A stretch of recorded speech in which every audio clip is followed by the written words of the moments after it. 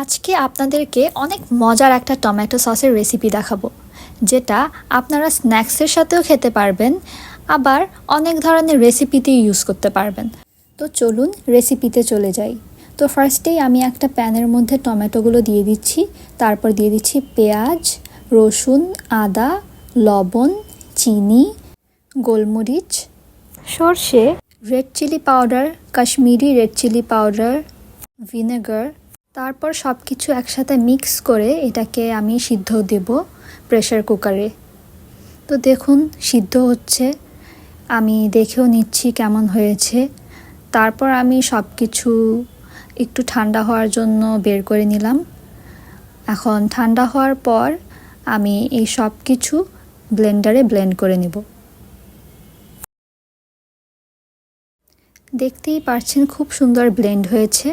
তারপর আমি মিশ্রণটা ছেঁকে নিচ্ছি, যাতে সসটা অনেক স্মুথ হয় আর কোনো আনওয়ান্টেড টমেটো স্কিন বা মশলা না থাকে।